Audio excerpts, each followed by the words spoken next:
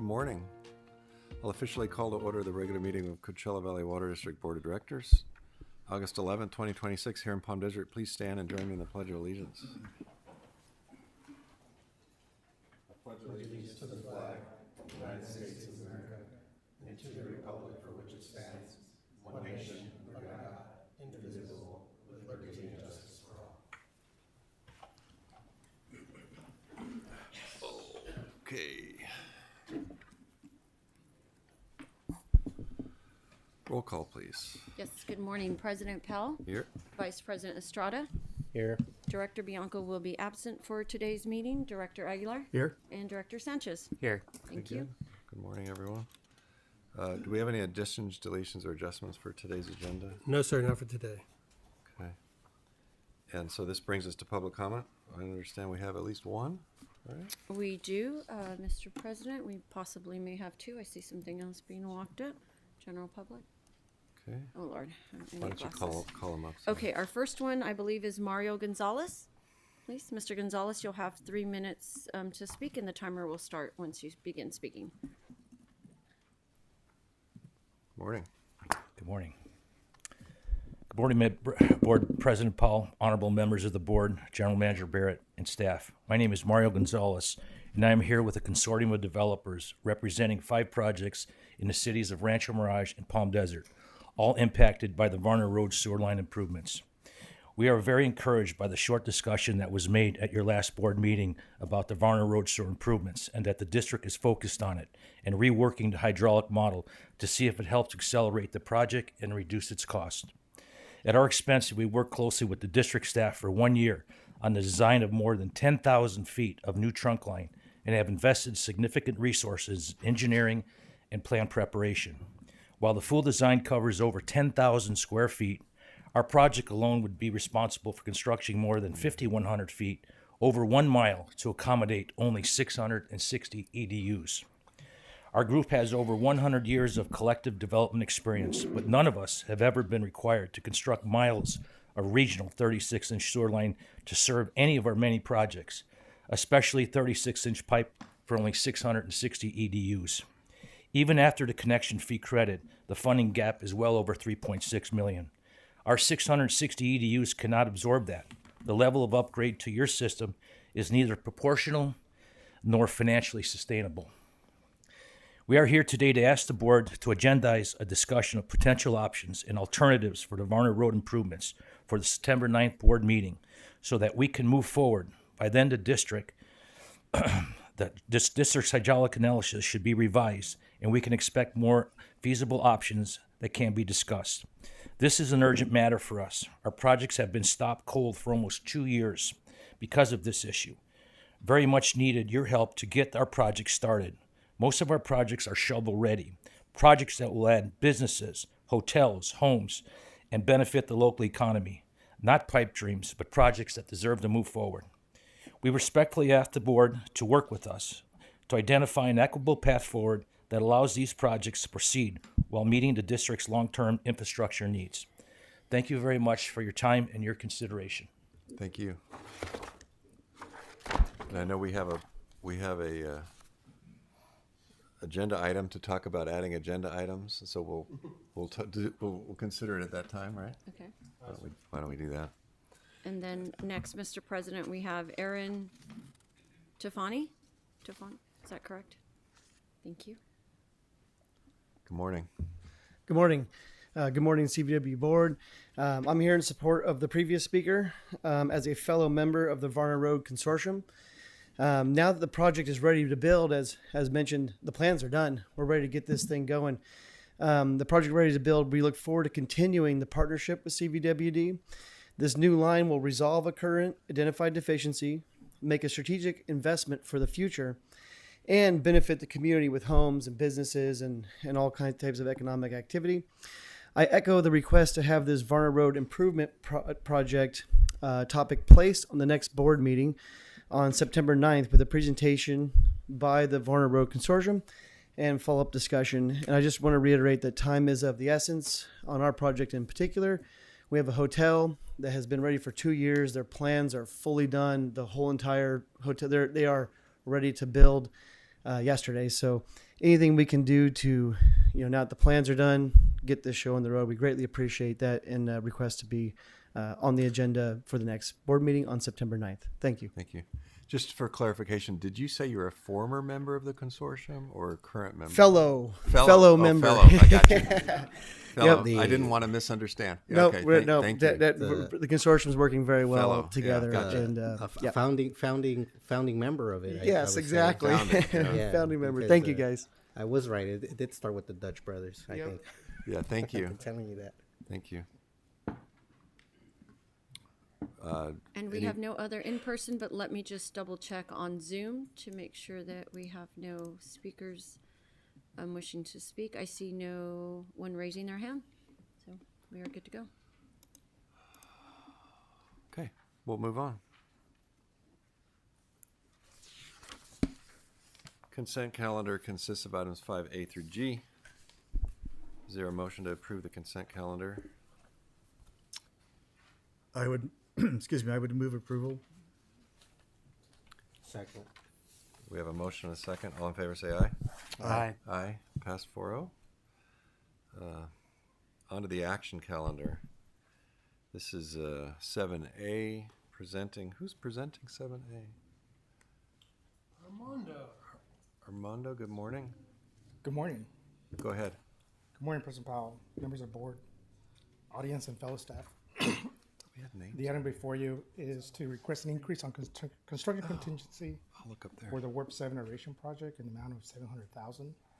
And before we discuss this amount or the approval, That's good, actually. I would like to give you guys a brief background as how we got here. As you know, the Warp 7 aeration project, it's the project located in the city of Indio within water reclamation plan number 7, and is a critical component of the biological treatment process that we currently have. It is basically upgrading the aeration treatment. This provides the oxygen necessary for the biological treatment process to occur. Much of the aeration equipment is 30 years old. It was original construction of 1995. There's existing 2 aeration blowers. They operate at 4,160 volts, which is about medium voltage. The critical portion of this fact is that our staff can't maintain those blowers. And so you basically turn it on, and we pray it never goes down. Because it does involve quite a process. We do have a process. We do have people that can be called on to come in service, but there's a lot of coordination and there's a lot of wait and see. And so we're at a good juncture to replace these blowers. The process not only will replace the 4,160 medium voltage, but we'll have 2 modern blowers that have ability to expand with the aeration needs and then decrease with the aeration needs, so it'll be more efficient. And then also we'll be doing a 480 volt power as well. So now we have the ability to work on the blowers. In addition to replacing the blowers, we are also housing them in an air conditioning pre-manufactured building. As you can see in this picture, they're usually outside, just sitting outside with the elements. And while the blowers are robust in nature, it's probably more prudent to have them inside an enclosure. In addition to the building, we're also going to be having a whole new motor control center so that we have more control in regards to what is happening within the aeration tanks. And we're able to meet the oxygen demand that is needed. As you probably are aware, back in December 2024, we awarded this construction contract to Mountain Cascade. It was in a tune of about $30 million, and the board approved $1.5 million in contingency. I'm happy to report that as of today, we're 50% complete with the construction contract. We have a very good relationship with Mountain Cascades. We have been able to work through a lot of issues in the field that have been discovered that were unforeseen, or at least underground. We wouldn't be able to, we didn't understand what was happening below ground. Also, we're happy to report that a lot of the long lead items, a lot of the equipment that usually is a huge issue for a lot of contractors are being delivered now. And we anticipate by the end of this month, we'll be on site. So we're ready to go and get all this equipment on. That speaks to the caliber of the contract that we're working with. That is a really good contractor that we're able to solve these difficult issues associated with submittals. And so it also speaks to how we're being able to work with a contractor when we deal with unforeseen construction conditions. There's two primary issues that affected this contract. One was that when we exposed and started digging the project site, and we wanted to install the pipelines and the conduits, there was just a lot of existing equipment that was not as-built, that was interfering with equipment we're trying to install. So in order for not to have claims or delays, we negotiated every day a cost, executed change orders, and drove that contingency down. The second item that really affected our contract is, if you can see on the picture, there are voids, soil voids, underneath some of the foundations. Those we cannot ignore. We have to mitigate those. And so at times we were able to remove the foundation, the pump foundations, mitigate the soil, do engineering fill, compact, and then build that foundation again. So, Armando, when you say soil void, so in that photo, there's a guy there with a safety vest on, right? Yes. Where's the void? He's looking right inside the void. Oh, The so void's it's right under the cement? right under the cement. So at times, right. that void is 10 feet long, 8 inches to about 2.5, and it's all varies. Is that so just we- from the soil settling after the place was built, or how'd that get there? Based on the soil characteristics, the surface characteristics, we believe that it's some type of flow. It's a type of stormwater. So it's catching underneath and then carrying fines away. So what we're doing is, once we're done with this project, we're going to regrade and try to repave so that we don't have this issue 10 years from now, 15 years from now. But that has taken a good chunk of our contingency for us to mitigate that soil condition. I see. Okay, good. So these two aspects, interfering existing improvements that are underground that were not visible during design, and also mitigation of the soil conditions, it's kind of what has taken our 5% of our contingency down. So we're asking to reestablish the $700,000 back because we have more work to do. We have also found existing infrastructure within the aeration tanks that we need to fix. And it's the best time to fix it now because the aeration tanks are down. If we wait until we put this out to bid again, it's going to be a lot more costly. We're going to have one more service interruption, and we have the risk again of bringing this facility down. Right now is a perfect time. It's summer. It's down. We can go in there. We have a great relationship with the contractor who basically has an open book with us in regards to what the costs are. And so we think it's going to be a very cost-effective as to negotiate. There is equipment that we really want to replace. Those are the low mixers, low flow mixers at the very head of the aeration tank. There's a valve that we want to do. And then we also want to reestablish a contingency back so we can get the project done, the other 50% of the project done in a quarter manner. So I'll stop with my presentation here to see if there's any questions that I may answer. A quick question. If we know what these improvements are, additional improvements that you need to make, why isn't the contract just being expanded as opposed to this money going into the contingency?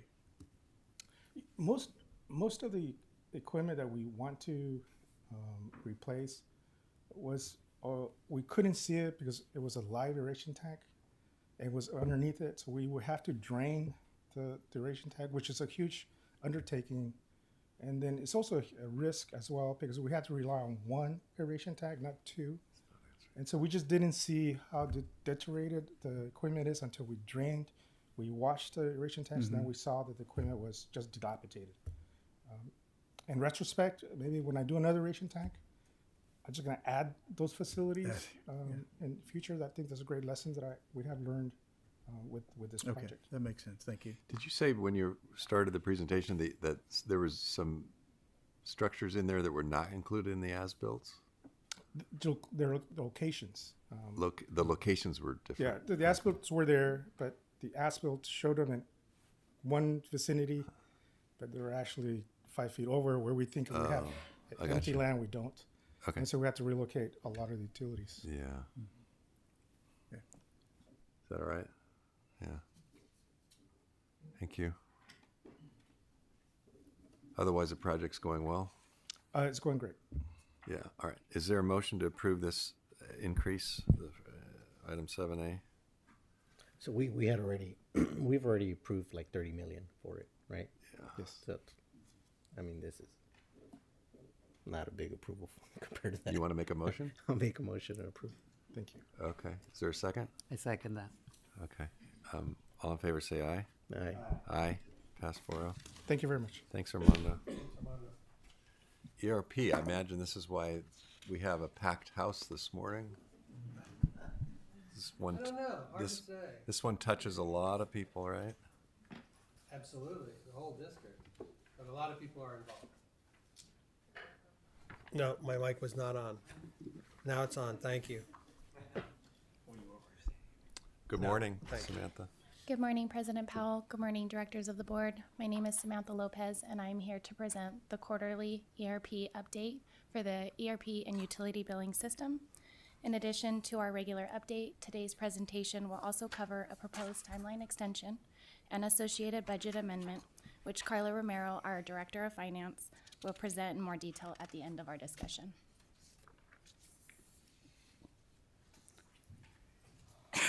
Bless you. Thank you. This is our program timeline. As you can see, deployment dates across each project are currently showing TBD. We are proposing a timeline extension to accommodate the schedule and scope challenges. The proposed schedule and associated costs will be presented at the end of today's update. The overall program is in yellow status as we continue to work through timeline changes. Both the Workday and SpryPoint projects are in the configuration and testing phases. During the last quarter, our partner Barry Dunn completed various activities to help support the project's success, including coordinating integration and timeline alignment efforts across multiple vendors.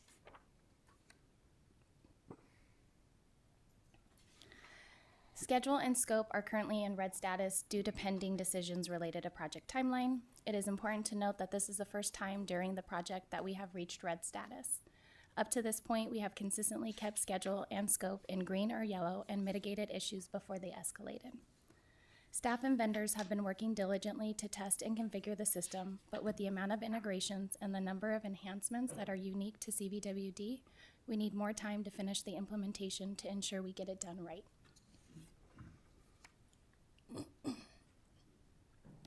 This slide highlights the Workday project milestones and deliverables. Over the life of the project, many of the items have been completed, with 18 of 23 of the milestones achieved and 5 remaining prior to go live. As you can see, several of those remaining milestones are now tracking in red and yellow status, which reflects the same schedule and scope challenges being discussed. I'm sorry, can you go back? So the 3 items that are marked in red, I see some of those dates have already passed. So are these going to require any additional funding or scope of change? And do we know what that amount is?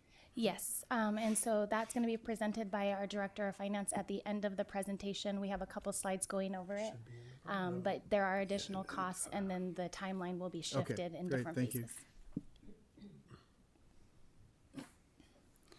For the Workday project, the past quarter's most significant effort was payroll parallel testing, completing Cycle 1 and Cycle 2. Cycle 1's testing goal was 95%, and we completed at 99.25%. Cycle 2's goal was 99%, and we completed at 99.45%. Looking ahead, our focus shifts to finalizing and securing authorization for the program extension proposal, completing payroll parallel testing cycle 3, and continuing end-to-end testing of the remaining integrations. Now I will hand it over to my co-project manager, Matt Grigsby, to provide an update on the progress of the Spry Point project. Thanks, Sammy. Morning. Morning, President Keep Powell. going all the way up. I know. We'll get it up there. Carl is going to be disappointed that I know. I'll we put it shouldn't- back in. Carl, come back over here. Good morning, President Powell, members of the board. My name is Matthew Grigsby, and I'll be presenting a couple slides on the Spry Point project utility, the quarterly update for the Spry Point utility billing system. The following slide here depicts a project summary that outlines milestones, change orders, accomplishments, and upcoming activities. A major milestone called out in this slide is the completion of user acceptance testing, UAT round 1.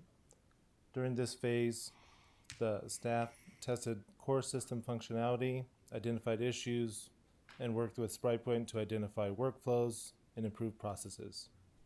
Most residential and customer Most residential and customer billing functions are working as expected.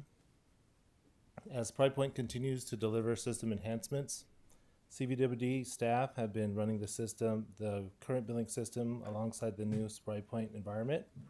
This allows the team members to validate customer and billing data, identify issues early, and gain hands-on experience with the new system before go live. To support this effort, staff are running core processes such as meter reading uploads, cycle and final billing, payments and account transitions, and water budget updates in both the legacy system and in Spry CIS. 3 change orders are currently pending and in progress.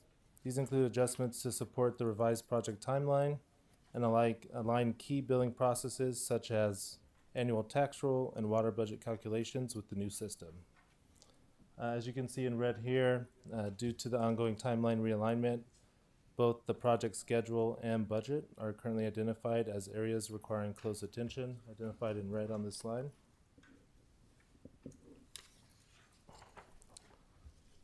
On this slide, we can see a summary of recent accomplishments and upcoming activities for the Spry Point implementation.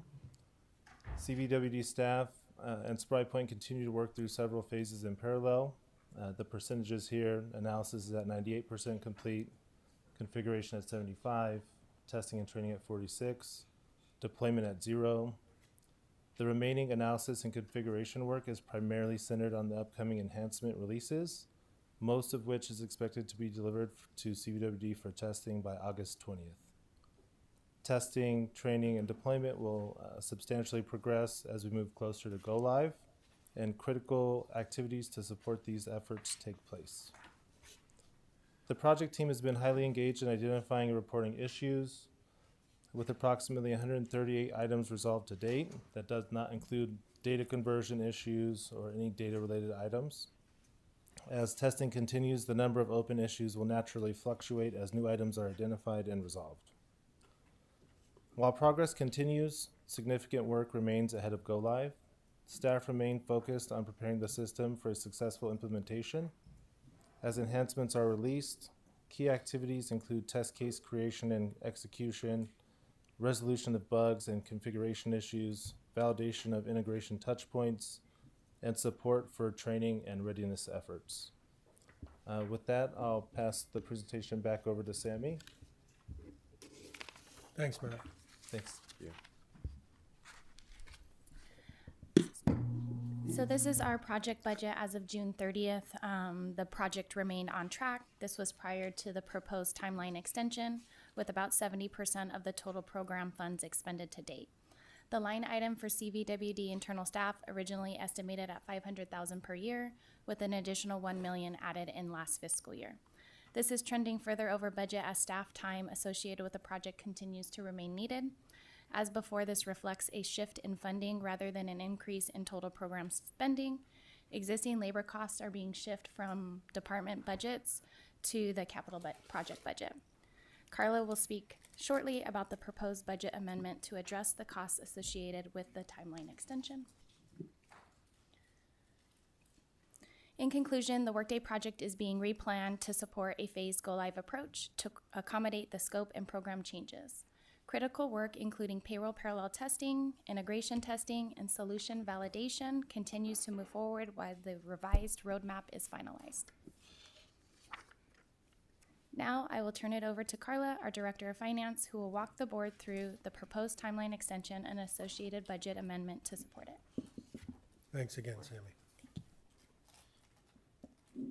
Thank you and good morning. We'll spend a little bit of time here on this particular slide, and then we have 2 additional slides, and then we're happy to take any questions the board may have. This project, if you recall, began in 2019 with a comprehensive gap analysis to evaluate the district's existing business systems and identify what would be needed to support our future operations. Naviline, our current system, was no longer meeting our operational needs and was nearing end of life. As a matter of fact, that system is about 35 years old in its development. So quite past its expected life there. Today, 6 years later, we are in the final stages of the implementation of a best-of-breed technology with Workday as our finance and human resources system and SpryPoint for all utility billing components of the district. I want to recognize the many employees in this room whom, as President Powell pointed out, have dedicated thousands of hours to this effort. They have learned entirely new systems, challenged long-standing business practices, redesigned workflows, focused on creating more efficient, automated, and transparent processes that will ultimately improve the decision-making of the district and our customer service to our external customers and internal, as a matter of fact. The recommendation to extend this project timeline and here before you to request additional funding was definitely not made lightly. It involved extensive discussions, some very tough, with our implementation partners and our program managers, executive steering committee, the employees assigned to the project. But ultimately, we determined that moving forward under the original schedule would require us to compromise on the level of testing, the data validation, the third-party system integration testings, and we needed to feel very confident about these systems. They're major financial and customer service functions of the district, and we weren't willing to compromise our reputation just to say we were done with the project. Our priority has always been to protect the district's reputation for accuracy, reliability, and exceptional customer service, and we shall continue to do that as we move forward. While the implementation timeline is recommended for an extension, the project itself has not paused. We have not stopped our work during this time. As you recognize, Director Aguilar, there were some timelines in July. That doesn't mean we haven't done anything over the last few months. As a matter of fact, we've tried to button everything up so that we can, we're scheduled to go back in testing in about a week. And so in order to get there, we've had to do final configurations, design. At this stage of the project, we're really having a lot of comprehensive meetings with all vendors and the third-party systems to make sure everything is talking to one system to the other, because all the final configurations are being completed at this time. A lot of intense, long, multiple, you can imagine very brilliant people during these meetings that have different ways of being able to get to the finish line, and us having to determine what is the best approach for the district. As with many project extensions, additional implementation support is required from both the district staff and our vendors. The proposed budget adjustment is nearly $4.4 million. However, approximately $1 million of that represents internal staff budget, which, as Sammy mentioned, is already budgeted in our regular operating budget. We would simply be moving that to the CIP budget. So that leaves us $3.4 million for this request. The vendors, if you note on the attachments that were with the BAI, they have contributed about $227,000 of reductions within their proposals, recognizing that they are also a part of this project and want to go live and their portion of it. And then for Barry Dunn, they're our project manager. They are also, we've also asked them for additional scope. We want a post-go live gap analysis. We know that these systems will continue to evolve over time, and we want to be able to document those ideas that maybe didn't make it to go live, but would be beneficial for the district in the future. And we've tagged them as in the garden to grow rather than the parking lot. The parking lot seems like somewhere where something doesn't get evaluated again, but this garden to grow, this post-go live gap analysis will allow us to prioritize those items and then have those future enhancements as we go forward after implementation. You'll also notice that approximately 2.1 million of the ongoing software operating costs are included in the overall budget, and that includes that's at Luis's budget, the information systems budget, 2.1 million. Normally, we would not include or highlight an operating budget within a capital improvement program. However, for full transparency, we wanted to recognize that this fiscal year we have, because of a new accounting requirement, had to segregate some of those costs. And now that go live date has shifted, we're working closely with our auditors to determine which portions of that would be capitalized and which ones would be truly operating costs. But just to recognize the overall cost of the program, I did include that in here. If you start to peel away at the end of the project, we have an estimated cost of about 21.5 million. 5 million of that will be internal staff, and about 3.5 million is software subscriptions during these 3 years of implementation. So that leaves you about $13 million. And that 13 million is for implementation cost, integration with third-party systems, and project management overall.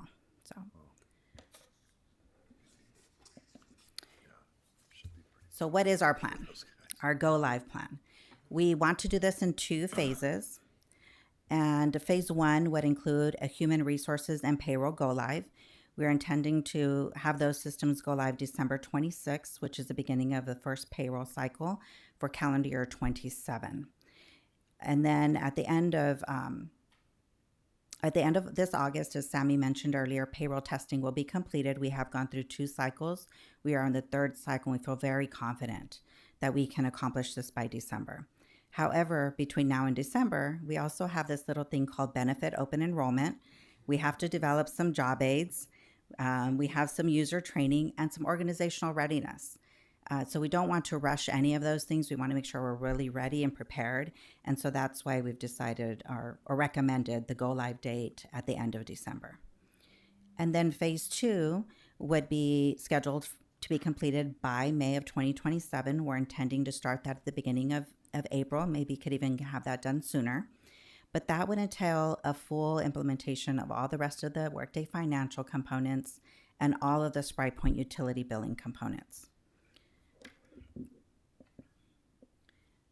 This phased go live approach, this really gives a visual of what those other components are on the right and each individual component on the left as well for the payroll and HCM, which is human capital management functions of Workday. The overall objective of this approach is straightforward. We want to reduce the implementation risk. We want to ensure compliance with regulatory requirements and the district's policies. We want to support successful user adoption. No use in having a new system if users aren't adopting it. And then deliver the level of service our customers expect throughout this transition. Phase 1, one of the other components that we highlighted with the employees as we were making these decisions is that phase 1 really impacts all internal employees. Payroll and human resources are an internal function of the district, and so we would be onboarding all employees into the Workday system. And then phase 2 extends that implementation across the organization and directly impacts utility billing and all of our external customers, making it especially important that these processes are thoroughly tested before go live. Our goal has never been to simply finish. As I mentioned earlier, our goal has been to implement systems that will serve the district successfully for many years to come. We know this is a generational project. We take great responsibility in bringing this to fruition. We know our reputations are on the line, both the district and our personal ones, and so we want to make sure we get it right. This has been one of the most complex projects the district has undertaken because it touches virtually every major financial, human resource, procurement, payroll, and customer billing process the district has. There's lots of coordination, and you see that here in the room today. There are most of the people that are involved in the project are here, but there are countless others that are also involved on a day-to-day basis. I want to sincerely thank every employee, project manager, our executive steering committee. I'm here before you today, but Scott Brewitt and Luis Maciel have also helped tremendously. So I have Scott Hunter and Dan Charlton. Really appreciate all of their support. Jim, you've been instrumental in getting us to this point, encouraging us and keeping us motivated even when times were tough. Sometimes we're excited, sometimes we have eye-opening moments, sometimes we're frustrated, we're incredibly rewarded, and sometimes all those things happen in one day. So you can imagine the cycle of what we've been enduring for the last 2 years or so as we go through this implementation. But we are very confident that this approach will work well for the district. We will be successful, and we will provide a high level of service that the employees and our customers have expected from the district. So with that, I will be happy to take any questions. Our executive steering committee members are here, and so are our project managers and other staff members, as noted. Thank you. Carla, I have a question. Thank you, by the way, and for all the hard work that you and the staff have done on this project. So I'm looking at the request itself, and there are 4 change orders listed. Yes. Is that total amount of those change orders included in the budget amendment? Yes. So why are those numbers different? The budget amendment also includes $1 million for internal staffing and then $500,000 of Oh, right, you additional mentioned that. That's right, you contingency. mentioned that. One of the things that we did not include is travel within our budgets for our vendors. We've really been encouraging virtual participation rather than in-person participation. We have some festivals coming up in April, and so we might also do a go live with virtual participation from our vendors to reduce costs for travel. But they haven't been on site as much, maybe once a quarter, maybe one person. Others have attended virtually. And inevitably, there are things that are out of our control and unanticipated with all of the third-party systems. We're integrating with our asset management system, with our Masterworks engineering system. We have somewhere like 85 integrations. You can imagine with all of our benefits, our banks. We have a lot of systems and a lot of processes, and all those take time and coordination and sometimes cost money to implement. Thank you. I just wanted to follow the schedule. Is it basically just shifting by like 4 months? Correct. Okay, on both of them. They were scheduled to both go live at the end of August, and we were going to do a big bang go live with everything at once. But now we've shifted that to a phased go live. We've worked with our auditors really closely to determine what financial components, as payroll is being processed from December to April, which financial components need to go into our legacy system where they would feel confident that our audit would, pass the smell test. But then also be able to go live with payroll and HCM, which are basically done. Okay, so yeah, that's not that. It's not too bad, at least for me. And I agree if that you need a little bit more time to make sure you check all the boxes off. I think that's good. I guess the other thing I'm trying to figure out is the budget amendment meant to cover just those extra 4 periods, or we're also taking care of some over budgeting that we've already spent in the previous months? Or no, it's really intended to do the phased go live approach, the extension of time, the additional staffing that is needed. Within the change orders for both Strata and Spry Point, you'll know that there are some additional components noted in there for additional processes. So land management would be one of them, I believe, for Spry Point. I don't know if you want to come and maybe speak to that a little bit. There's some additional integrations on the Workday side. And so those are all outlined in the actual change orders. so I guess just in short, is the amendment's the 4.3 million? Is that is that all meant to cover what we're gonna do in the next 4 months? Yes. Yes. Through April. It's a big chunk. Through April or May. But the enhancements that we talked about, there's land management, there's canal, which is the canal billing and IWA, online canal ordering for customers, which, right now we're using an in-house homegrown system that, the people who developed it are long gone. and it's a program we don't use anymore. Did we start running into these issues as we were going through the project, or was it No, I not- mean, we knew we needed to replace all of those systems, but I think as we get into it, as we got into it and identified, it wasn't just about the technology, it was about really process improvements across the entire district. And so, I think these new systems are really going to create efficiencies across the district and improved customer service. And so I think it'll be a benefit for the next 15, 20 years, probably, if SunGuard is, our current system is an example, we'll be using this system for the next 20 years.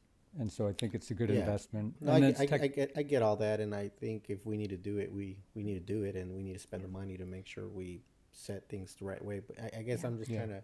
I know we spend a lot of time at the beginning of this, where the vendors. I think we were considering different vendors, and they spend a lot of time working with the staff to try to understand the ins and outs and all the different things that different departments use to communicate and integrate and all that. And so I'm trying to Well, here's what's figure out how we happening. didn't catch that back then, Our staff is very high functioning, and they are very creative, and they want the best of the best. And so they have continued to challenge our vendors and say, yes, you could do it that way, but can we make it better? Can we make it faster? Can we have an automated report? We use this on a consistent basis. No, that's not going to work. We need it to not have 20 clicks. We want it to have 10 clicks. How do we get there? How do we make sure that Director Estrada gets a notification that he has to do something that I don't have to send an email? What does that workflow look like? And so as we've uncovered these systems and realized their capacity, staff has really been challenging our vendors, which they say we're a very high functioning organization and we expect a lot. And that is true. And so we're not willing to just say, yep, everything looks great. Let's sign off on it. I'm okay with that. But rather the staff is really saying, we know we're going to be utilizing this system for years to come.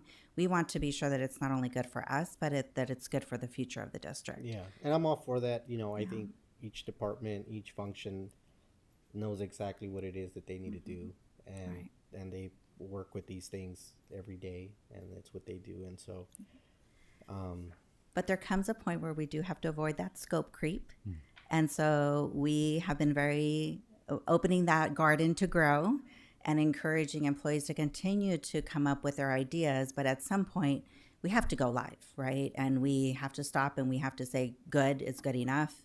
It's accurate. You got to get. We have some workarounds, right? And that's the phase we're in right now. Yeah, and I guess that's the point I'm trying to make is like, all right, it's good enough, right? Because it's never gonna probably be perfect. Exactly. But you have to launch I think that was it for me. I mean, you've been working on this for a long time. I think we want the product to be something that everybody likes and enjoys, and that it works for people. The originally we had budgeted so much money, I imagine, for staff time, and then you mentioned that we had made an amendment to that. We had added about half a million. And then now we're adding $1 million. Yes. Originally, how much did we budget? We anticipate about 1.5 million, not knowing how many staff hours and how many people internally really needed to be a part of the project. We started to realize very quickly that if we didn't include everybody's participation, that we were going to miss something. As Scott Brewitt mentioned, we're doing all of the utility billing components, which are all separate systems right now. So you can imagine they're all different separate processes and components to that. Even within our own financial side, things are being done outside of the system because our current system doesn't support those. So things like bank reconciliations, as an example, lots of reports that we need to redo. And so we needed to make sure that we expanded the amount of staff that participated to be sure that we had all of the components truly implemented with the go live. All right. Those are my comments. I think in closing, I'll just say that you guys have been working on this for a long time, and good job. And I can't possibly understand all the ins and outs that you guys are having to deal with, but I do know that the district is very high functioning. You guys are, you know, we deal with a lot of data and a lot of customers and a lot of different service types, and they all seem to kind of have their own nuances. So, I would say as someone that's kind of leading the project, eventually getting to that, you know, it's good enough. Yes. We're ready to go, and not let it creep too much. That's it. But good job. Thank you. Thank you. Thank you. Any other comments or questions? We need action here. Is there a motion to approve this change? That would be all the staff recommendations, 1 through 3. I'll make a motion to approve. Yes. Yes. I'll second that. And again, I agree. Thank you. Impressive. Change is hard, right? But you guys are doing great. So we have a motion and a second. All in favor, say aye. Aye. Aye. Pass 4-0. If I may, Mr. President, Yes. I do want to express my sincere appreciation for everybody that's been involved in this, and certainly to the board for understanding that the staff has done a great job. It's very hard to predict when you're at the front of this thing how much is going to be required. This is my 3rd or 4th ERP, and I am more impressed with this group than any of the others that I've been involved in. Your progress has been commendatory. And just to close this issue, I realize there are a lot of people that are involved that aren't here, but for those of you that have been involved that are here, would you please come forward? I'd like Jesse to take a photo of everybody in front of the dais here with the board members. Let's do it. Come We on. don't have a makeup person, but don't worry about it. We'll fix it in AI. Did he want us to go up there? You want to come? Did you ask us to? No? No. No. Go ahead. Okay. He had asked us to. I don't think they'll see us. Okay, Jess, let's get them organized. Oh, they may, actually, they will see us. Never mind. I know I'm short. I'm not too tall. I'll go behind. I don't think I fit there, no? Yeah, get in front. Can everyone see my camera?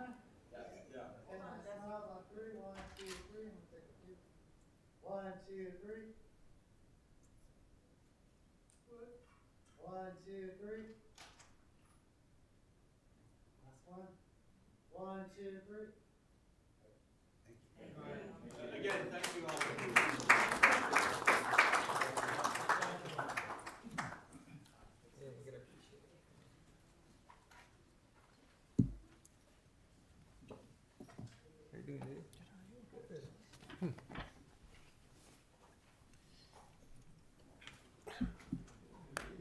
Now get back to work.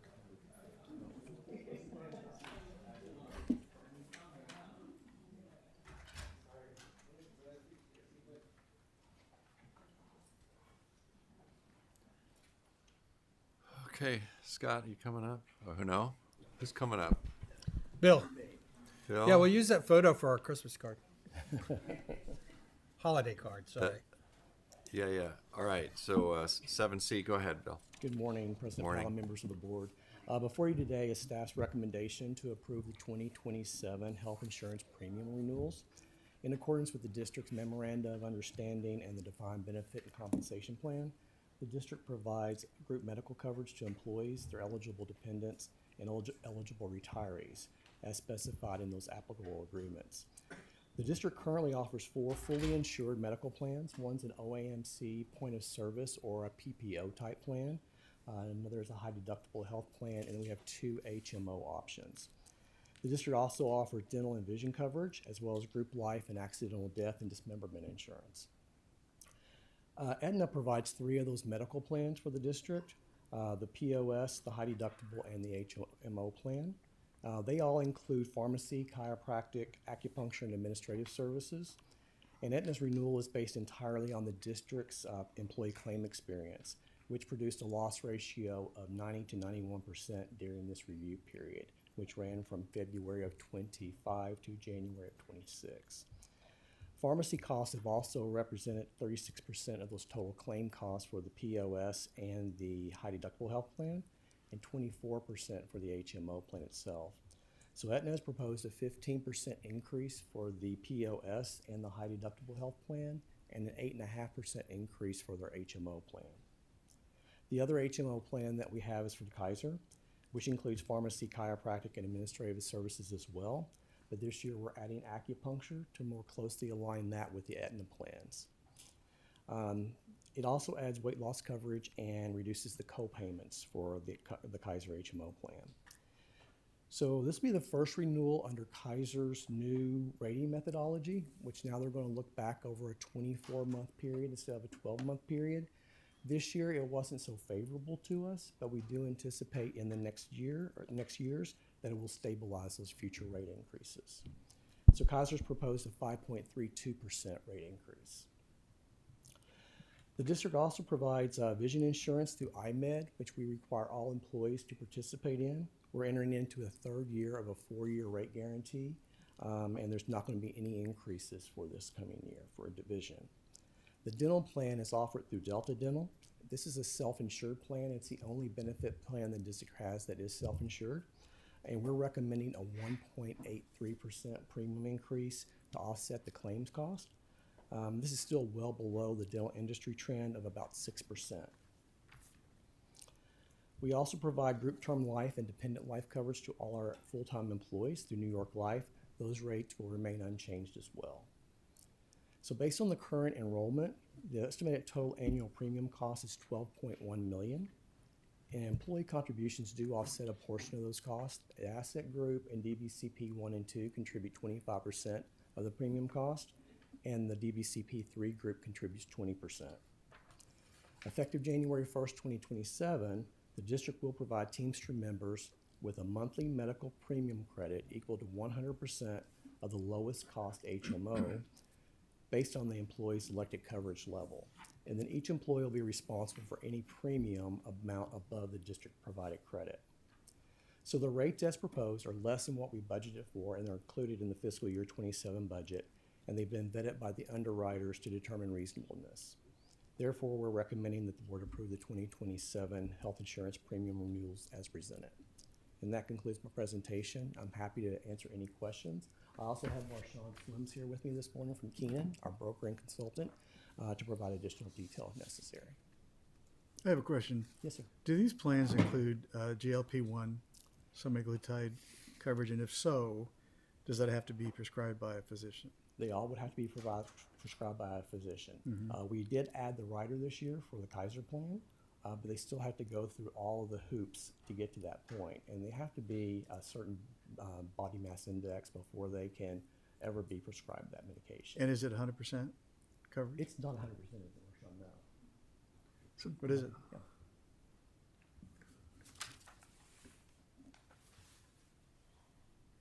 So for the GLP-1 weight loss medication specifically, it does fall under the prescription drug coverage that is applicable to either the Aetna PPO HMO or the Kaiser HMO plan. Depending on its tier or classification is the cost share. So if it is a prescription drug for a specialty medication, so a GLP-1 that is still considered a specialty drug, then it would fall under tier 4, for example, which does have the highest cost share for the member.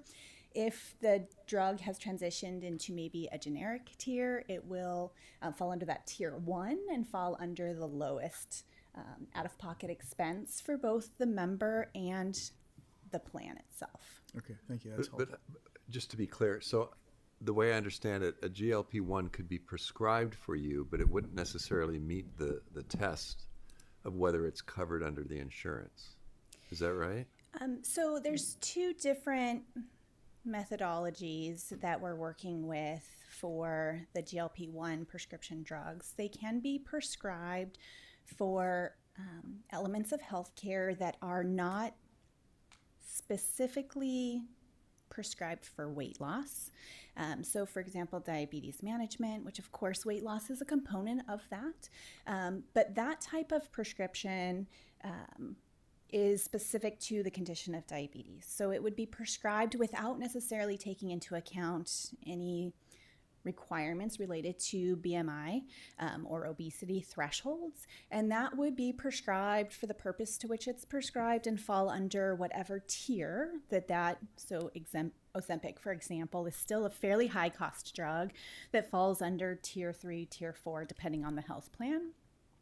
Whereas you can get that same type of prescription, a GLP-1 for specifically weight loss. And that is where the employee or the member would have to meet certain criteria to first get that prescribed for that purpose, meaning they would have to go through different coaching or whatever the health plan requires. Right. And so then it would then fall under that same drug tier for the purpose of weight loss. There's just some more steps that they would have to take to get that prescription prescribed in the first place for the purposes of weight loss itself. Oh, all right. Okay, thank you. Mm-hmm. Right. John, I'll move approval of the item. Okay. I'll second that. Thanks, guys. All in favor, say aye. Aye. Aye. Pass 4-0. So why don't we, didn't realize you guys were waiting back there. Why don't we take 9B now? Because we still have a couple of information reports that might take a little while. So 9B is board request for future agenda items. Why don't we do that now, and then we'll get back into the regular flow. I'm okay with adding an agenda item for this. I'm not entirely sure what we would be. I mean, how this would be presented. It sounds like it's specific to the Varner Road constraints. I imagine there's a section of it. I know that, at least for me, I started hearing about it with the Fountainhead development with the Dutch brothers, and I know that as a result of that, this consortium was put together, I think, to try to alleviate some of those capacity issues. I know that at one point, it was a long line, maybe. Was it close to like 10,000 linear feet? Mm-hmm.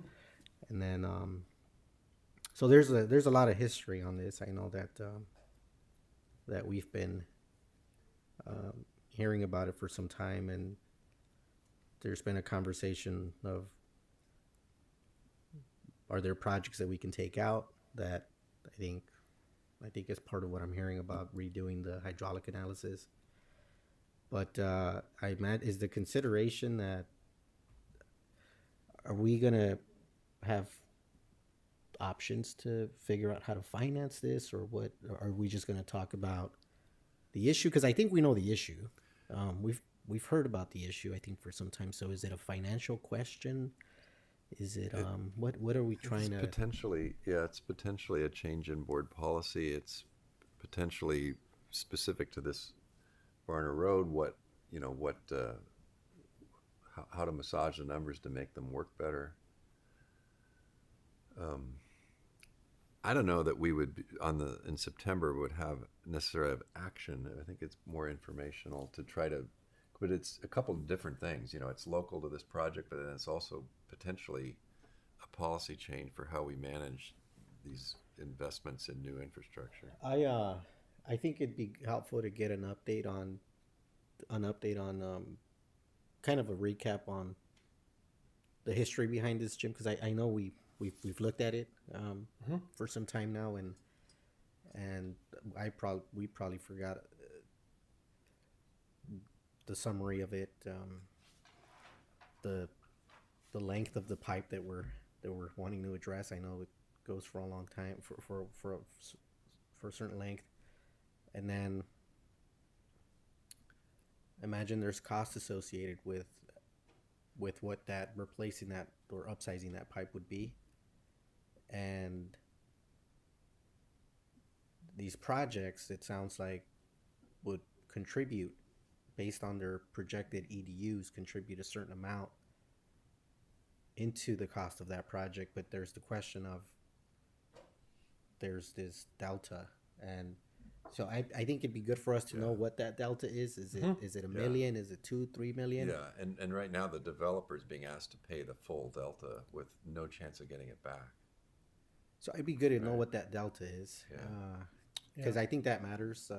If it's a million, maybe it's a different story versus 5, but I'm looking like it's 4, but that'd be good. And then maybe an update on where are we at with the consortium. I know that at least where we last left it, we had made some general commitments that plans would be submitted and that we would try to expedite the approval of these plans. I think the goal was to try to get the start of construction in kind of the sooner the better. So I don't know where we're at with that, but I mean, Jim, just a general update I think would be would be a good starter. Yeah. And then from there, I think we can come up with more Yeah, I direction. think so. Better options. But Well, I think part of the issue is that each of the board members have different levels of information about this issue. Yeah. Some of you more than others. Certainly more than I. And also, I thought that there was a consortium agreement already in place. So when we have the presentation, I'd like to have sort of that included in the discussion and what's happened to that, and are we starting from scratch? think we Understood. think we can fit that into that meeting, or is it a study? Is it a separate study session? Well, one of the things that we talked about doing is to relook at our development impact fees and charges. When we did the last review in 2021, which is what the current calculations from the consortium are based on, construction has definitely increased. The cost of construction. The cost of construction. So while a review of those fees and charges could potentially increase the sanitation costs that the developers would have to pay, it kind of reduces some of the gap. It means they have to pay more, but for instance, on this one, I think their portion is about 5.4 million. Their credits would be 1.8, leaving a deficit of 3.6. Whether we change the fees and charges may increase that 1.8 they pay based on the number of EDUs to a higher number. There'll still be a gap, or they're paying more, and I don't know that they're going to be happy about that, but it does reduce the size of the gap. The gap then is what the challenge is, right? So is the district going to be willing to put in its money to make this work? That creates a precedent that changes board policy. Is the district going to contribute to the funding of this project over others? I mean, there are reasons why certain properties are just not developed. And part of that is the cost of infrastructure. What this group is asking of the district, since the numbers don't work to their favor, is they're asking us to subsidize the cost of their projects. That creates a precedent that other developers will then come in and expect. So Well, that's the discussion. I can think of another location, Absolutely. another location Absolutely. that could benefit from that change in policy. So, But one of the things that we have talked about, sorry to interrupt, is to go ahead and re-look at the projects that are included in the hydraulic modeling, because we already know that one of the largest projects will not be serviced by CVWD. So that needs to come out. Now, whether that decreases the cost to make this affordable, either to the consortium or to the district, is something I haven't seen yet. Right. I think it's a good idea to relook at the fees to make the delta smaller. Right, but that'll take us some time. Yeah. anyways, what you explained is essentially the issue at hand. Yes. And, Right. That's it. okay. All right, well, we'd like to add that agenda item. So- Got it. Do we Per- need to vote? Yeah, no, per policy though, I do need a motion maker and then someone just a second, not necessarily a vote, but just a second board member to, second Yeah. Director Stratus. I'll second that. Okay, that's all we need. And then no date specific, it's just for staff to bring back at a future Yeah, I meeting? mean, we'd like to do it in the first half of September if possible. Yeah, well, I think the big piece is the modeling. Okay. The fee, because of other initiatives that we've got going, we got to get the domestic cost of service done first. Then we got to look at the sanitation cost of service, and then we were going to look at development fees and charges. Yeah, I mean, for sure, the fees need to be realistic, and that Yes. probably they're too low, but that doesn't solve this problem necessarily. It won't completely solve it, No, correct? Yeah, so I think we can do add the agenda item before that's finished. Yes. Yeah. Okay, thank you. Okay. Thanks, guys. All right, on to 8A, written communications. There was one.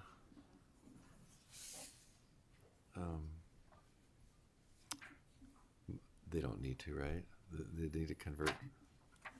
It's only for new construction. We have 2 information presentations. First one is on this amazing dashboard that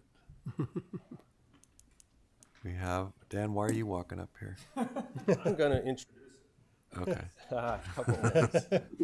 First of all, thanks for supporting the ERP implementation. It's generational. I think we've done a lot of generational things from a data perspective recently, whether that's the asset management program, the GIS platform, the SCADA master plan that we implemented, and our PLC upgrades. Right. They're all state of the art. Yeah.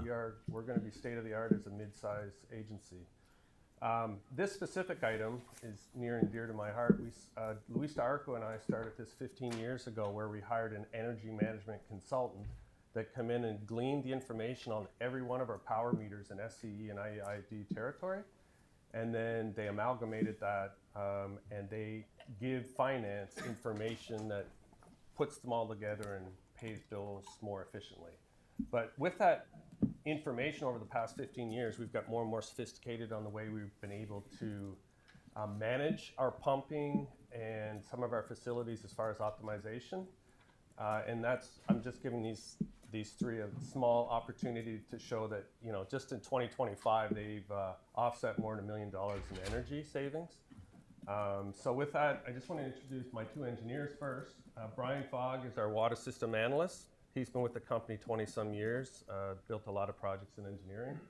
And he's an optimization expert on the system and specifically the energy. And Avon is our new engineer at Tencio, and he's our water system analyst, and he's being mentored by Brian on this specific issue. And Chad Finch is going to come up and do the presentation really quickly, just to give you an idea of what we're doing and how data drives decisions, informed decisions more than anything, and mining of that data and taking advantage of some of these offerings from the different entity power utilities is helping us save a lot of money and being more efficient. So with that, I'll bring up Chad Finch. He's our domestic water operations manager, responsible for the production side of domestic. Thanks. All right, thank you. Good morning, Chad. Good morning. Good morning, President Powell, members of the board. Thank you for your time and the opportunity to share this. Yeah, the big idea of this presentation is really just to present on just the efforts that we've made, primarily Brian and now Avon, in the efficiency efforts and just trying to make our system run more efficiently. And let's see if I can make this thing work here. We've kind of approached this in 3 different areas. The first one is the system analysis. The second is SCADA improvements. And the third is energy trends. So we looked at it from those 3 particular categories. And I'll go into more detail in each of those particular categories.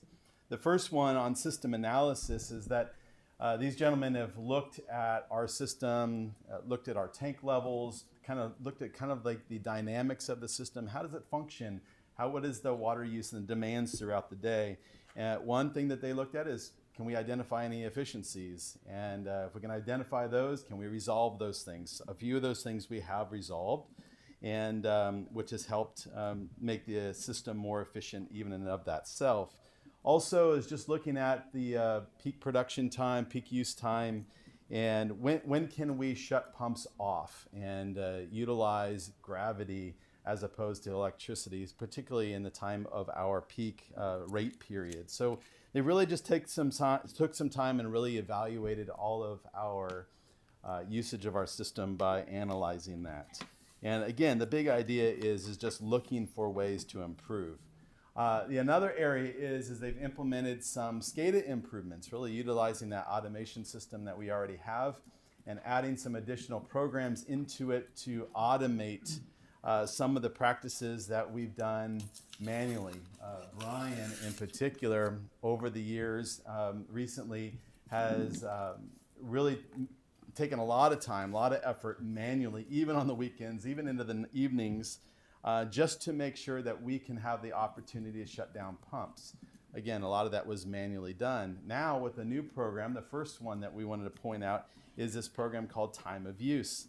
And really it's just an automation to where the system will automatically turn our pumps off at set times based upon the time of use rate period that has been selected for that particular pump or that particular well. And it just allows that pump to be shut down rather than it having to be done automatically. So obviously that helps us not miss things, and when it's done, especially even over the weekends and times after hours.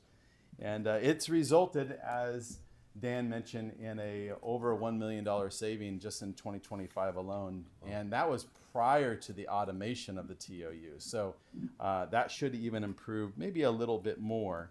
Another SCADA improvement is, this one's recently added, I would say probably within a couple months, right? And that's called RTOP, and that stands for Reservoir Top-Off Program.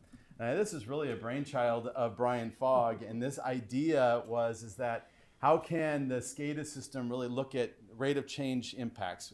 What's the usage that is being drawn on a particular tank? And looking at that rate of change impact, the system will look at that and say, oh, this pump will have this kind of positive impact to that. Let's start that.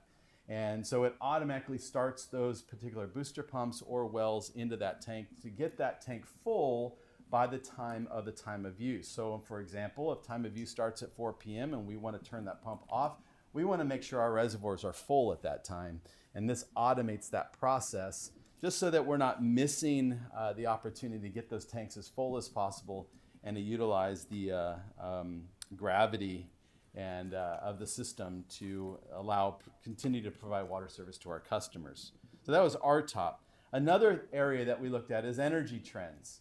As Dan mentioned, we have a lot of data, and we've looked at a lot of opportunities to use that data to make decisions. And one of the things using that data was to select the correct utility rate, the peak rate, and what TOU rate are we going to choose. And so we have pumps on different rates, and sometimes we change those around based upon their usages.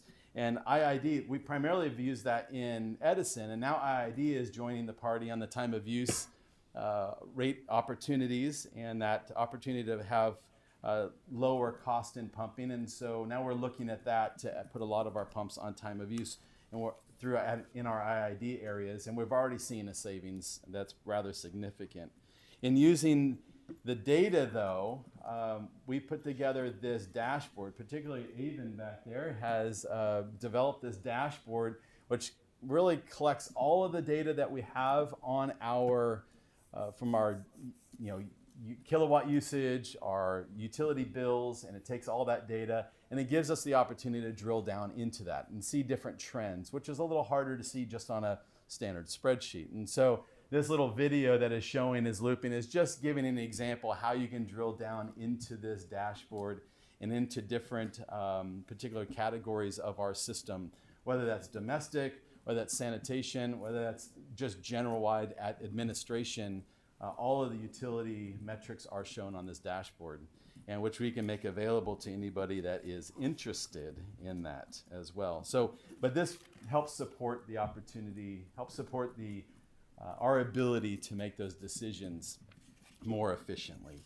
And then next and lastly is just what are we doing moving forward, ongoing? We kind of feel like we might be hitting close to the ceiling of what we can do with the utility rates, time of use, and now we have RTOP, just about all that we can do. So now we're just looking for more efficiencies that we can identify, or I should say inefficiencies, so we can become more efficient.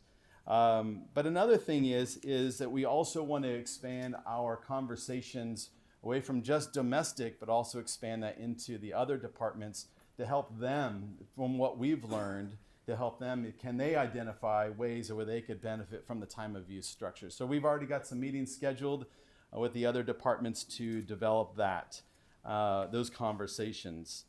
You'll see up there that we've had over $1 million savings. We've made some changes to our rates from our utility rates by using those different off-peak periods. And then another thing that we're looking at is another addition to our SCADA system is just adding a second time of use timer in there, which will help support IID's structure because they're going to actually have 2 time of use windows. And so we're just adding those implements as well. And then lastly, just kind of as a long-term direction, is we're really taking some greater action on really looking into the efficiency of our pumps and implementing the efficiency testing of all of our pumps. So we can be proactive in the replacement of pumps, because now we just need to look at how do we reduce the kilowatts, not just pump and use the kilowatts in the lower cost times, but now we just want to reduce the kilowatts. So we're looking for ways to do that. So again, the big takeaway is that we're just being diligent to look at all the opportunities that we have to become more efficient, and starting with domestic, and we're trying to have a touch into other areas. So that's really it, and I'm available for questions. However, Brian, being the brainchild behind a lot of this, he is probably the better one to answer very specific questions. So we're available if you have any questions. Yeah, good. All right, thank you. So I have a couple. On these tanks, that's obviously lets you time shift when you pump, right? And a lot of that is the capacity of the tank. Have you looked at any areas where we might benefit from greater capacity? I don't know if that means a second tank, or is there any way to expand the capacity of a tank? I will let Brian share. Can you on just that make them part. taller? I don't know if that's even a possibility. But you know what I'm saying? There are certain areas, because you're probably still pumping during 4 to 9 because you don't have enough capacity in the tanks, right? Specifically the valley zone, which is our valley zone, which is our biggest zone. Yeah. I've been pro storage for many years, but getting the money to do so without development is hard. So, yeah, we do need additional storage in a few of our areas to 100% be off peak. So I mean, how far away are we from being 100% off peak? Well, I've been here 25 years, so depends how much money you're going to give us. Yeah, but you know what I'm saying. How many kilowatts are we using during 4 to 9 that we could shift? You know what I'm saying? On the time of year. Yeah. Worst case summer. Yeah. We're probably 240 kW per tank, 24,000 kilowatts times 5 hours. Quite a bit. Quite a bit. Yeah. I proposed a 30 million gallon tank over by the Living Desert for the valley. Yeah. I don't know where that is because I have left engineering, but yeah. I mean, make sure that's part of the calculation. I want to thank you for allowing me to build those 2 10 million gallon concrete tanks up in Thousand Palms and the 2 6.5 Mission Hills. That has been tremendous. Helped. Okay, good. Oh, the rate of investment, return on investment is. Okay. So another question. This might go to my distrust of the power utilities, but how do you know that they're really billing you correctly? I mean, if does their 4 o'clock match our 4 o'clock, or So do they start charging us at 3:30? We can actually trend our run times and our wells, and we correspond it with the kilowatt hours that we've been billed. So we'll check it. If it's over or under, we will. So we'll verify it. So you know what the number should be for peak use, and then you look at the bill and see if it matches. We can look into it. We have that CAS system. It's a consultant that manages our invoices, and we put limits on them. So whenever they're over a limit, we get emailed and we look into that. So, I mean, in a perfect world, you wouldn't have any reservoir filling during 4 to 9, right? in In a perfect world. We want to see crickets. We want to see the whole system down. Yeah, during those hours. Right. Yeah. Just to let you know, we just got our first June bill for IID. We changed over to IID TOU. We're saving 20 cents a kilowatt hour by That's a not huge running jump. during peak. The difference is 20 cents on peak, 8 cents off peak. And we've been exclusively running on off peak. I always look at the other way around, saying they're charging me 4 times as much during peak. But yeah. So I just pulled all the wells that we changed over, and it's over $85,000 in 1 month. That's, good. I think that's pretty good. So good. Okay. Thank you. Yep. Yeah, Brian and Avon are acting as our own AI, apparently. Well, I mean, that's kind of the other thing, that AI would do a really good job. I mean, it's kind of like the valley trying to synchronize all the stoplights, you know? Yeah. I mean, it gets really frustrating when you're sitting there and there's nobody around. And AI should have no problem figuring that one out. But this is a similar kind of puzzle, you know, because it just needs to look at a lot of different numbers and say, how do you optimize it? Okay, thank you. So, Chad, was that your first presentation to the board? Yes. Very well done. Yeah, good presentation. Maybe we should be using you more often, Dan. Thank you. And thank you, Avon. Thank you, Brian. Yeah, thanks, guys. All right, so next is Chandler doing a performance report for the quarter ended June 30th. Carla? Thank you, President Powell. Before I hand it over to Jenny, who is on Zoom. Could I hold on just a sec? Luis, don't go away. I want to talk to you about, the cyber attacks, but that's separate. Yes, I was actually going to do You're coming back? All right. Don't let me forget. All right, go ahead. No problem. I wanted to highlight a few things that were included in the investment report and in the BAI itself. The total market value of investments managed by Chandler at the end of June 30th, 2026 was about $573.7 million.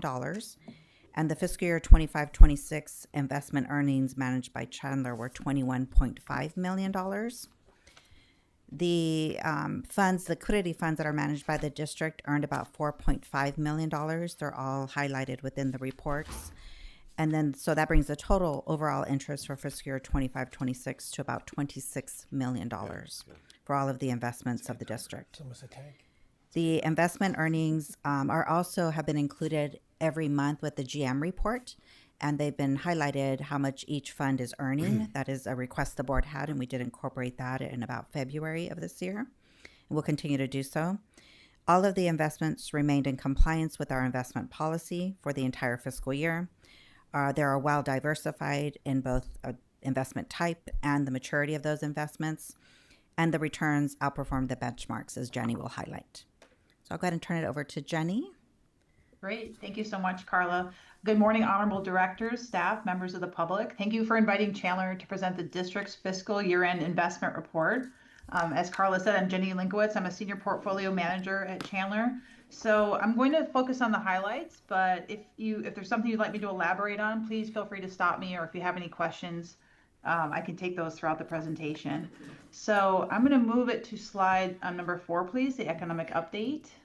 And so the major themes we're seeing out there, if we could go back one slide, please. I'm sorry. It's this one here. Perfect. Thank you. So the major themes we're seeing are higher interest rates in the bond market, and that's partly due to oil prices and energy prices being higher since the conflict in the Middle East broke out.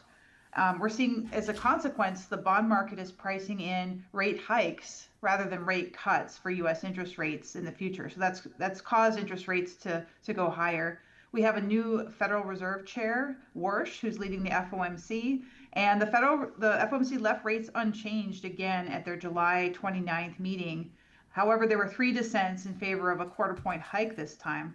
The other thing that happened is Warsh has set up 5 task forces to review the Fed's monetary policy. And so we should get those results expected around December. So it'll be interesting to see if they make any moves, if they're forced to raise rates prior to that outcome of those task force decisions. But the next meeting after that would be sometime in January. So we could see rates on the rise if inflation continues. So the other thing the Fed is looking at on the next slide is the labor market. And we did get an employment report for the month of July, since this was printed, that showed a slowdown in job growth in the US to about 20,000 jobs per month on a 3-month rolling average basis. We did also see the unemployment rate tick down to 4.1%. So that was along with the participation rate. So we've seen unemployment go down mostly due to a shrinking of the labor force that we're seeing out there. We also saw average hourly earnings fell to 3.2%. So that's had an impact on inflation. So we'll look at the inflation slide is going to be it's the 8th slide, so number 7. Perfect. So we've got the consumer price index. We saw that spike that happened in May, but we did see this decelerate in the month of June. The CPI went to 3.5% year over year. Obviously, the May increase in CPI was largely due to energy prices. And we saw gasoline and oil and products like that obviously increase quite a bit. The core numbers don't include energy and food. And so we did see the Fed is looking at core PCE, which is the dotted line on the right, and that was 3.3% year over year as of June. So we're still well above the Fed's 2% target in the 3% area. And for Riverside for May, the CPI was 3.4% year over year. And that did include an energy increase of 21% year over year. So that's had a very large impact on prices around the country. And I'm going to skip ahead then to GDP, and we'll just look at the health of the overall economy. Oops, did I go too far?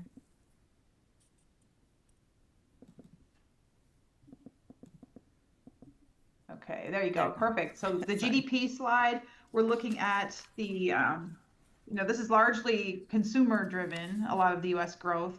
We did get a second quarter GDP update since this was printed. So GDP slowed down from 2.1% in the first quarter of 2026 to 1.5%. And we did see a large increase in consumer spending. And we also saw a surge in imports, which dragged down the number a little bit. We are expecting on-trend growth for this year. I think the U.S. economy has been experiencing economic tailwinds in the form of tax refunds. There have been tariff refunds coming into corporate coffers. We also have AI CapEx investments happening, defense spending. World Cup gave a boost to the economy both in the second and third quarter, and we had Amazon Prime Day at the end of June. So those are all things that have been contributing to economic growth in the United States, and also higher bond yields. I'm going to skip ahead 2 slides to the bond yield slide. And we can look at Treasury notes. You can see on the left, the green line is the 10-year, the dotted line is the 2-year. And so these have been well over 4%. There was a period in time earlier in 2026 where we were seeing rates around 3.5.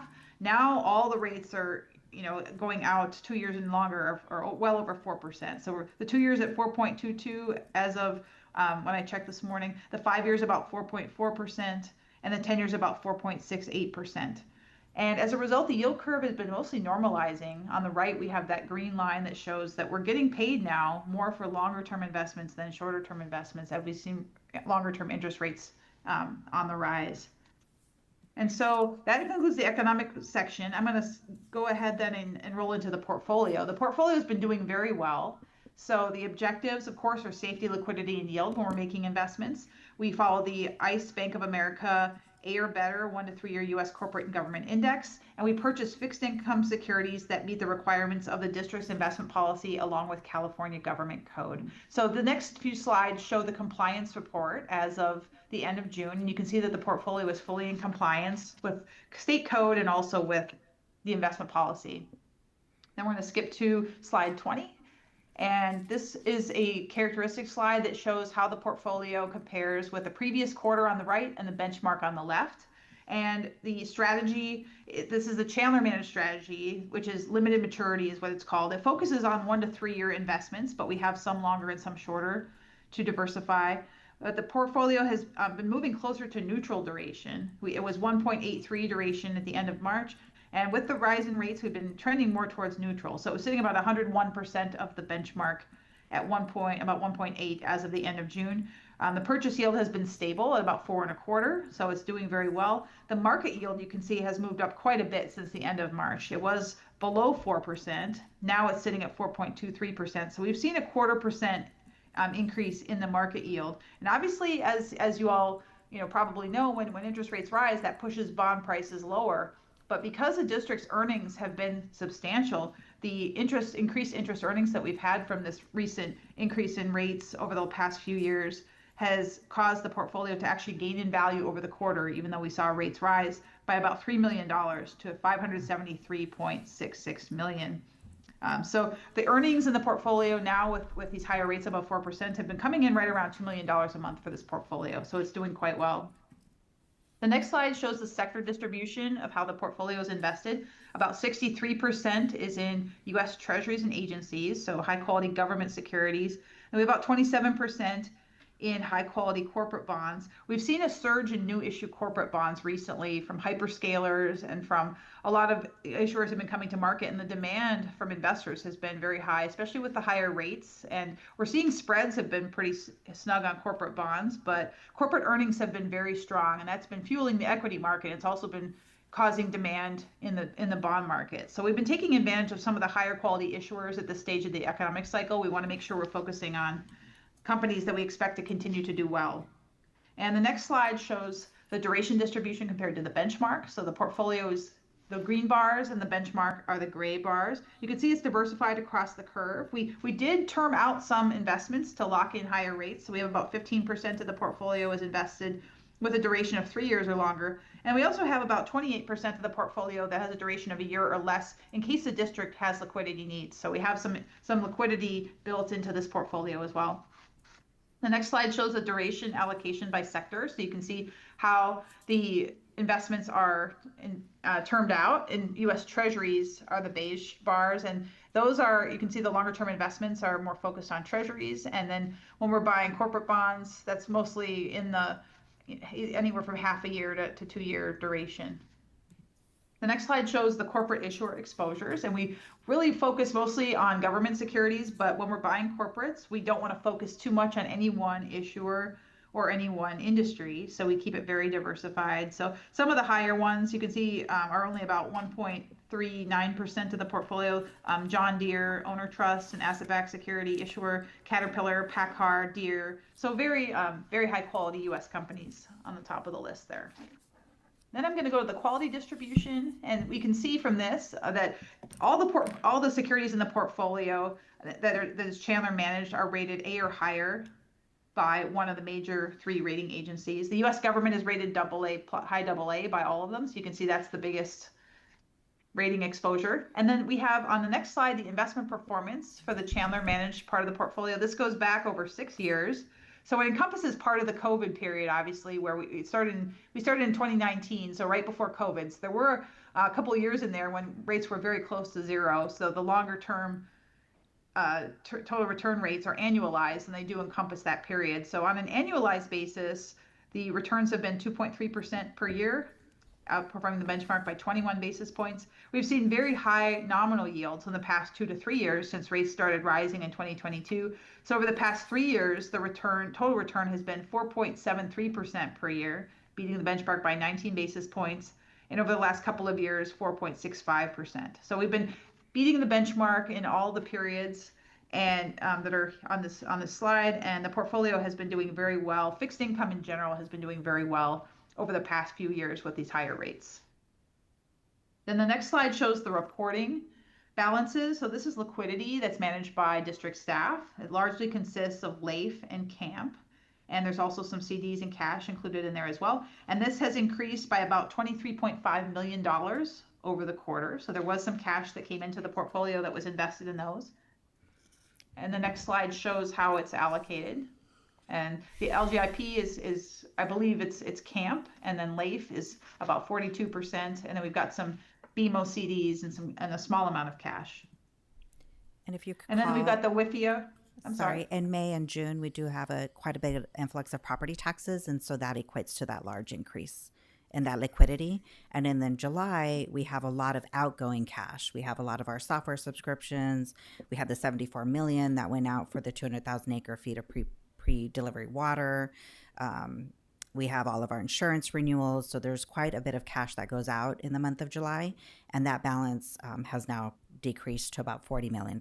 Okay. Yeah, I was curious about that. I mean, at what point do you, for these funds, at what point do you decide to shift it over to Chandler? You know what I'm saying? We have in the past done about $30 million of shifting. Last fiscal year, I think we did another 20 or 30 million. Every time we are going to have a big outgoing influx of money, I do sit with Jim and show him like where the balances are, why we're keeping them there, because in the next 30 days, I'll need to move quite a bit of money around. But we always want to keep at least 25 million in liquidity. We have quite a bit of construction projects, and so those invoices can be quite heavy. Yeah, that sounds reasonable. Okay, thank you. Sorry, Johnny, go ahead. Thank you for the question. So this slide shows the WIFIA reserve that's invested in camp. It's about 2.37 million.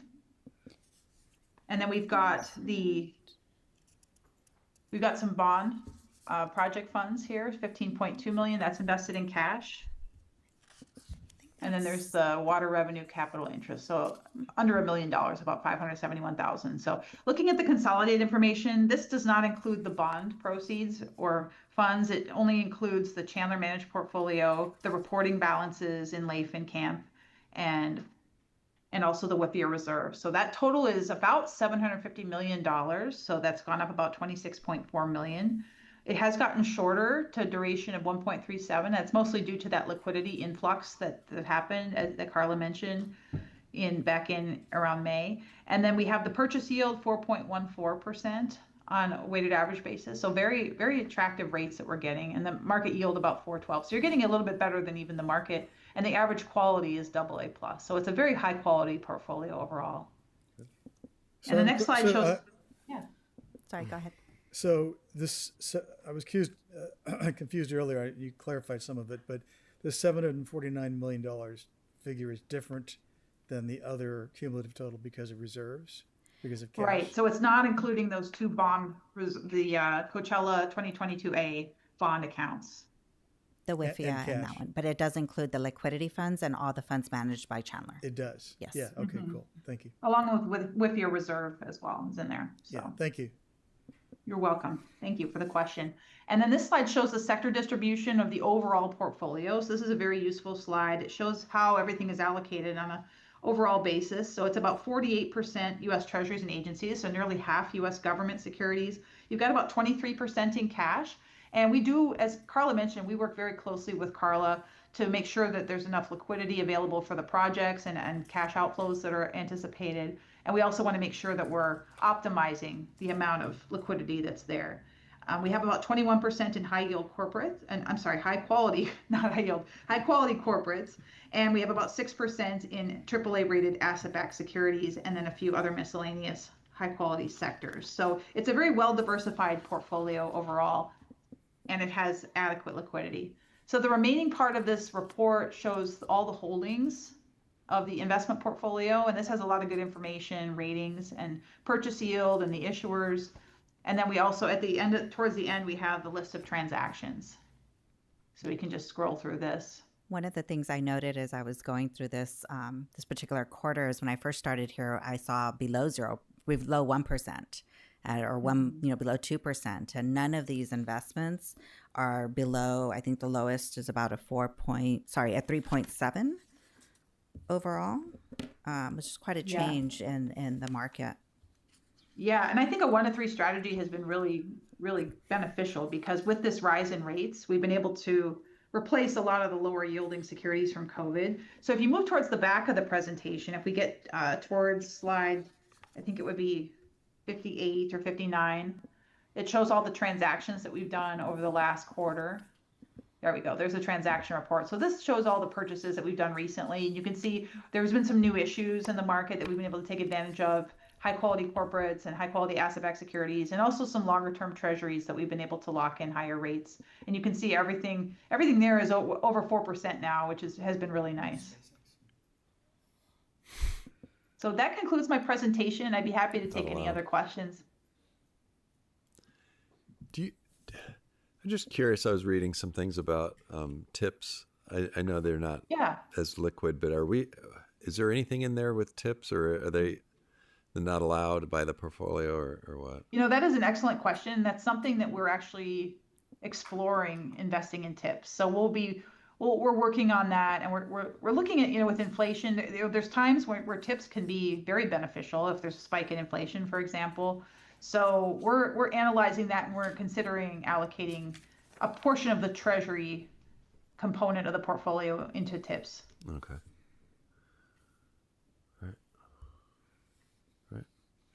And the OPEB and pension trust analysis just came in on Thursday. So we're reviewing that with a consultant with PARS, and we'll be bringing that particular portfolio investment return report on September the 9th. Thank you. Also did very well. Thank you. Okay. Thank you. Thank you, Jenny. Thanks. Great. Thank you, Yeah, everyone. good- Have a good great job. day. Good job. We like the 26 million.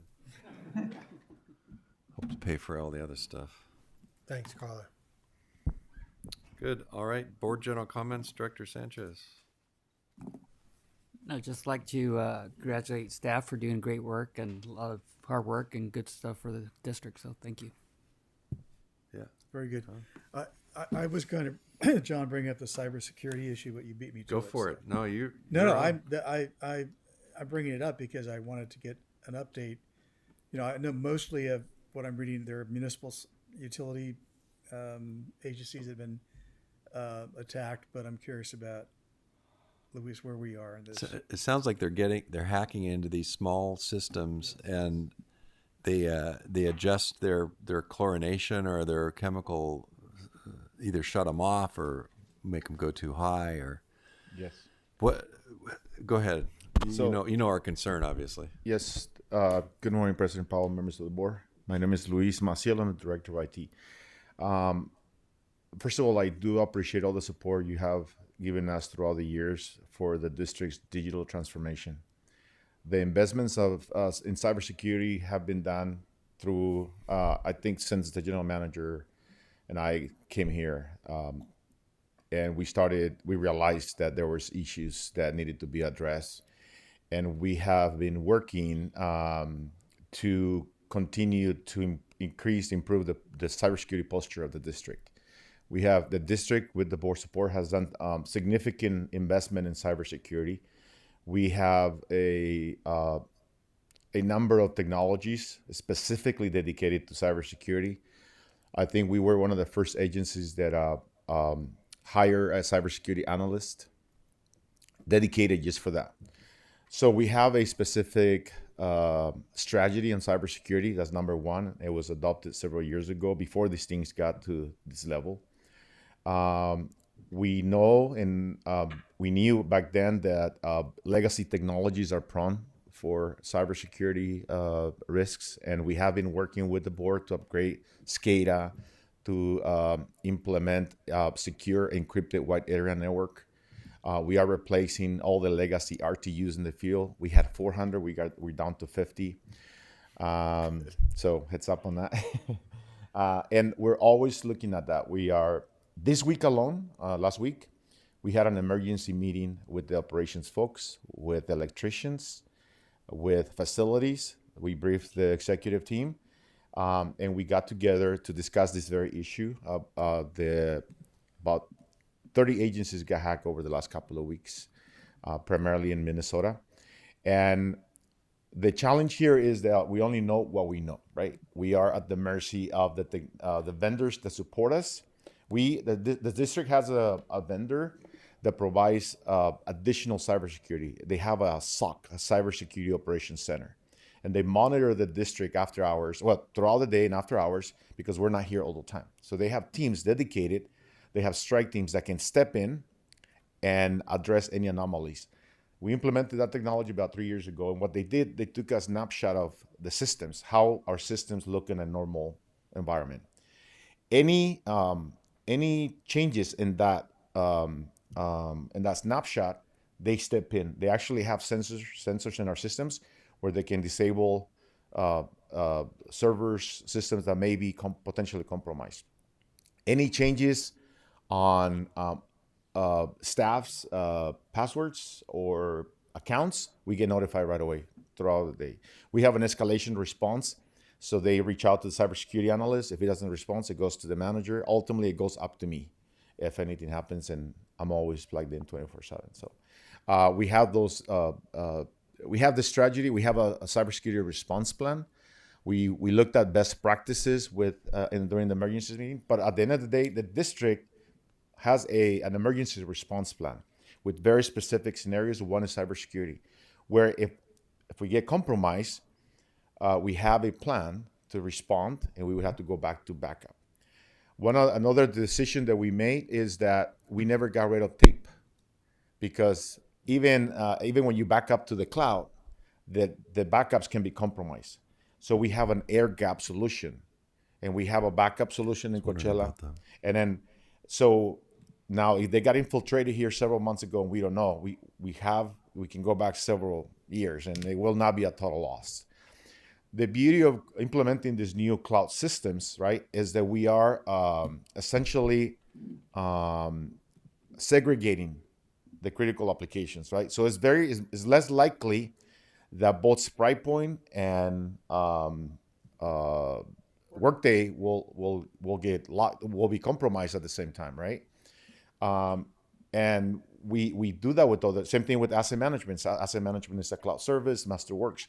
So we are building that strategy, separating reducing the risk. That's all we can do, right? We can't prevent everything, but we're always very vigilant. We have adopted a set of controls that are recommended by the federal government. There's so many, but we chipping away all the time. And there is a core team in IT that meets frequently. It's led by the infrastructure manager, David Lindow, and the cybersecurity analyst. And we do analysis constantly because things change, right? So 3 years ago, the risk was different. Now AIs are going rogue and they're becoming a problem. But we also have AI. We have cybersecurity technology that are based on AI. Even a year ago, 2 years ago, we already had some of those.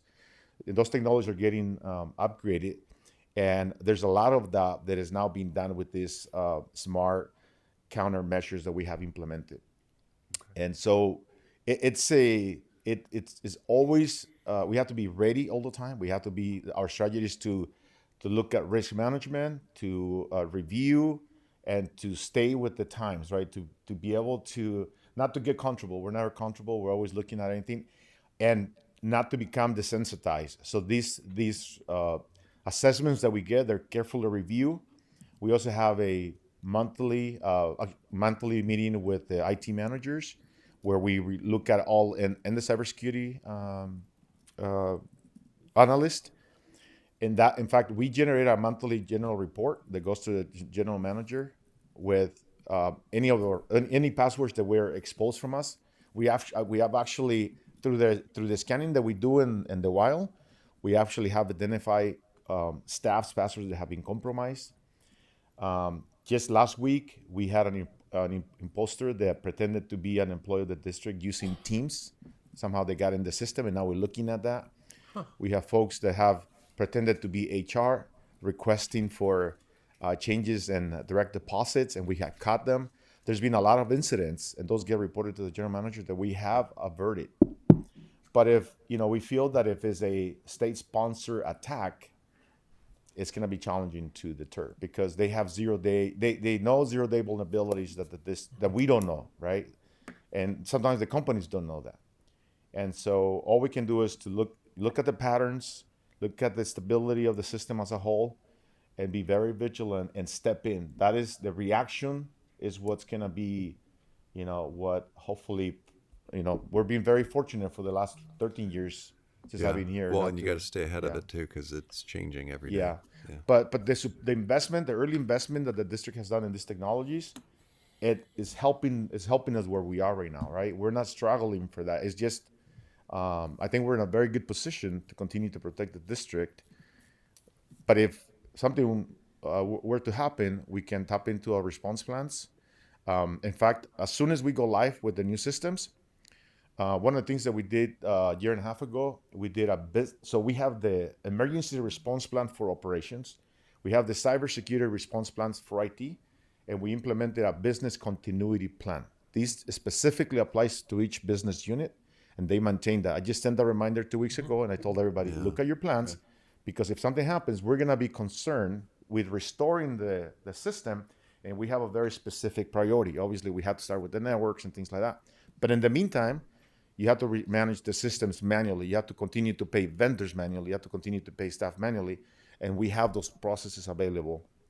Each department has their own, and we review that. Anyway, what I was saying is that as soon as we go live with the new systems, we already have a workshop lined up to update the BCP with the new processes for SpryPoint and Workday. So it's a tremendous amount of effort that we looked at every day. And yeah, it's very unfortunate that some other water agencies have been compromised. But I think sometimes is their level of maturity is not where they need to be. No, I agree with that. Yeah. All right. Well, thank you. Thank you, sir. Yeah, a lot of backroom stuff there that Luis has been really on top of. I really appreciate his efforts on behalf of the district.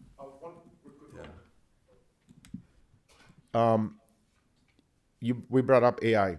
AI is now has a huge demand on memory, hard drives, and everything, and is significantly increasing the demand in hardware, and is very expensive. You can look it up in the news. A server that we used to pay for 2-3 years ago was $60,000. The new quotes, because we're gonna be upgrading some of the SCADA servers now. SCADA system is now almost 6 years old, 7 years old. $150,000 now. They have doubled in price, and we're gonna be coming to the board for those servers soon. So I just want to give you a heads up that hardware is extremely expensive, but that's what it takes to do business. Yeah, I get it. That could be cyclical, though. You know, there's such demand right now, but that the manufacturing capacity goes up, and then eventually the market probably will correct. Thank you. Other board comment or Director Estrada? Anything? No. I don't either. Thank you, Luis. Moving on. We already covered the agenda items.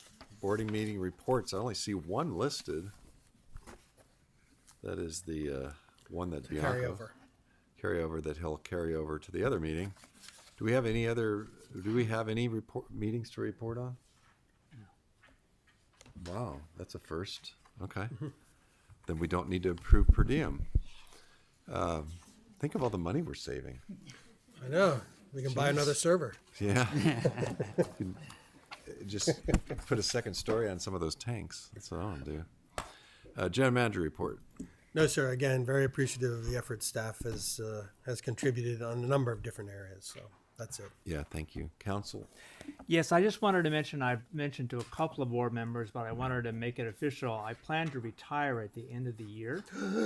And I've been fortunate enough, and you've been welcoming of my partner, Nick Norvell, to cover the second meeting of each month.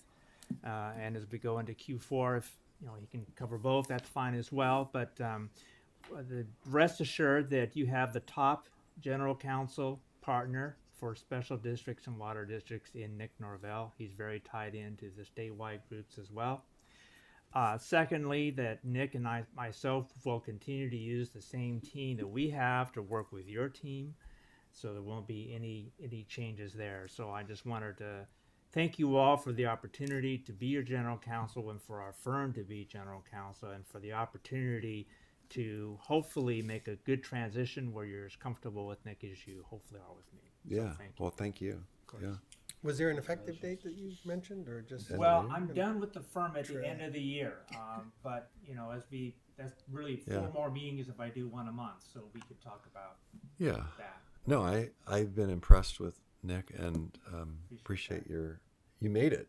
I made it. You made it. You serve at the pleasure of the board, and you made it to the end. I did. Oh, well, we'll see. We still have leaving a on your own terms. That's why I'm getting out now, John. Yeah, you're a little worried about next year.